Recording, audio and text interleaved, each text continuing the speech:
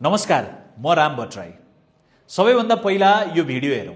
शेरबहादुरको घरबाट पैसा निस्किएको देखाएको थियो नि, त्यो अर्कै देशमा कहीँ कतैको के बनाएर त्यो एआई भन्छ आजकल, त्यसले खोटाहरू बनाउँछ, त्यसले हाल्छ।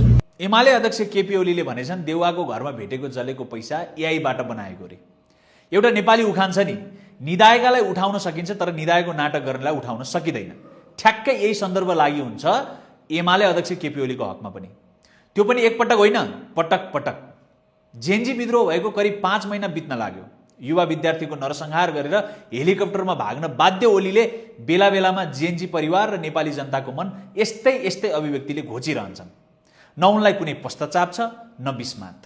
एउटा भनाइ छ नि, 12 वर्ष कुकुरको पुच्छर ढुङ्गामा राख्दा पनि बाङ्गाको बाङ्गा भने जस्तै केपी ओली पनि कहिल्यै सुध्रिने भएनन्।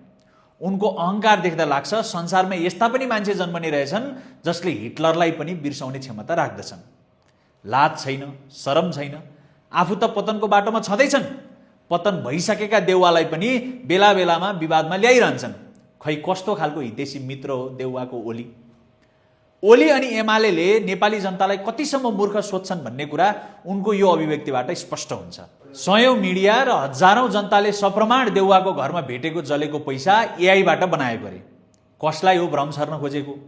यस्तो झुटको पहाडमाथि बसेर भोट माग्दा झापा 5 का जनताले के सोचेर ओलीलाई भोट हाल्लान्? कस्तो जमाना आयो। आफ्नो अनुकूल भए एआई पनि साँचो, आफ्नो प्रतिकूल भए साँचो पनि एआई। कुनै दिन भाद्र 23 मा मारेका युवाहरू पनि एआई हो भन्न बेर छैन, हेलिकप्टरमा भागेको पनि एआई हो भन्न बेर छैन। अब कतिचोटि प्रमाणित गर्नुपर्ने हो तिमीहरू झुट झुट अनि केवल झुटको राजनीति गर्छौ भनेर। हुँदा हुँदा ओलीले भन्न भ्याएछन् आफू प्रधानमन्त्री भए भने 6 महिनामा ग्यासको पाइप घर घरमा फेरि पनि पुर्याउने अरे। यो चुनावपछि फेरि बहुमत ल्याएर म प्रधानमन्त्री भएँ भने 6 महिनाभित्र ग्यास वितरण गर्छु। यो रेकर्डमा रहोस्।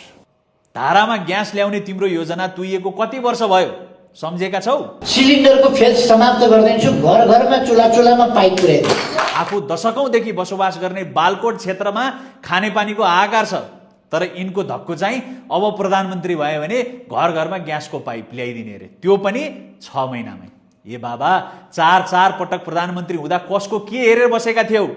याद गर, देश बर्बाद पार्ने तिमीहरू हौ, भ्रष्टाचारलाई संस्थागत गर्ने तिमीहरू हौ, रातारात धनी बन्ने तिमीहरू हौ, जनतालाई टाउको र छातीमा ताकी ताकी गोली ठोक्ने पनि तिमीहरू हौ, योजना बनाई बनाई सिंहदरबार र अरू संरचना जलाउने पनि अरू होइन तिमीहरू हौ, युवा मारेर हेलिकप्टरमा भाग्ने पनि तिमीहरू हौ, एआईलाई सक्कली र सक्कलीलाई पनि एआई भन्ने पनि तिमीहरू नै हौ।